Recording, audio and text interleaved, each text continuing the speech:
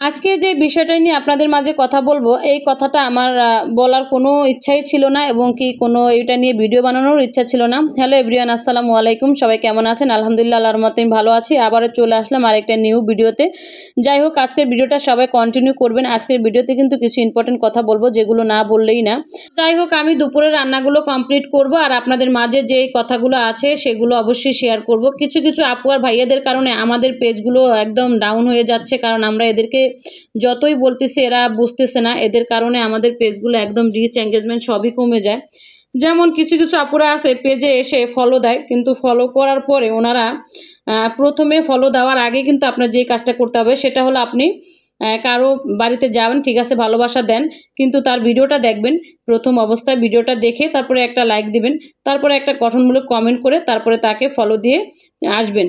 তাহলে না সেই লোকটা আপনার অবশ্যই আপনার ঠিকঠাক মতো আপনার ফেসবুকের গাইডলাইনটা মেনে তারপরে কাজ করলেন। কিন্তু আপনি হঠাৎ করে এসে একটা ফলো দিলেন, ফলোটা দিয়ে চলে গেলেন, কোনো ভিডিও দেখলেন না, কিছু করলেন না, এটা কিন্তু ঠিক না। তো তার উপরে আবার কিছু ভাইয়া আর আপুরা আছে, এরা অনেক চালাক। এরা ভাবে কি আমি একা চালাক, কিন্তু আমার উপরে আর মনে হয় কেউ চালাক নাই। আরে ভাই, এরকম ভাবার কিছু নাই। আপনার উপরেও চালাক আছে, আপনার উপরেও সব কিছু আছে। কথায় আছে না, দাদার উপরে দাদা আছে। তো আপনি ফেসবুক রেখে এতই বোকা ভাবছেন আপনি ফলো দিয়ে এবার আনফলো করে নেবেন, আপনাকে ফেসবুক দেখবে না? তো শুনেন, আপনারা প্রতিনিয়ত যারা ফলো দিয়ে আনফলো করে নিচ্ছেন, এতে কিন্তু আপনাদেরই ক্ষতি বেশিটা হচ্ছে, আমাদের কোনো কিছু হচ্ছে না। তো যাই হোক, আমাদের ফেসবুক এত বোকা না। ফেসবুক সারা বিশ্বে কাজ করে, ওনারা সবই বোঝে। তো আপনারা যারা এই কাজগুলো করতেছেন এখনও ভালো হয়ে যান, এখনও সাবধানে কাজগুলো করেন, সবসময় এগুলোর থেকে বিরত থাকেন, ঠিক আছে?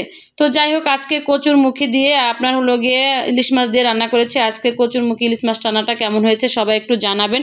আর রান্না করেছিলাম দুপুরে মূলোর শাক ভাজি। মূলোর শাক ভাজিটা কিন্তু আমরা খেতে সবাই কম বেশি পছন্দ করি। যাই হোক, আমার এখানে কচুরমুখীটা কিন্তু হয়ে গিয়েছে প্রায় শেষের দিকে রান্নাটা।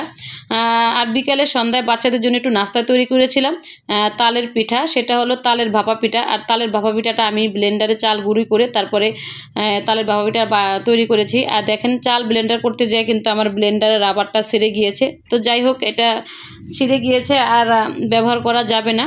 তো মেয়েরা অনেকদিন ধরেই বলতেছে আম্মু তালের পিঠা খাবো, তালের পিঠাটা তাদের জন্য তৈরি করলাম। তো আরেকটা কথা হচ্ছে যে আপু, আপনারা ভাইয়ারা যারা যারা এই কথাগুলো লিখতেছেন কমেন্টে এসে যে ফলো দেন, ঝড়ের গতিতে ফলো ব্যাক পাবেন, বুলেটের গতিতে ফলো ব্যাক পাবেন, তো তাদের উদ্দেশ্যে বলি ভাই, এই কথাগুলো বললেন না। এই কথাগুলো বললে হয় কি, আমাদের পেজগুলোর তো ক্ষতি করতেছেন, আমাদের পেজগুলো তো একদম ডাউন করে দিচ্ছেন, আপনার নিজের পেজেরও ক্ষতি করতেছেন। তো এইগুলো থেকে ভাই আপনারা এই কমেন্টগুলো কেউ করবেন না।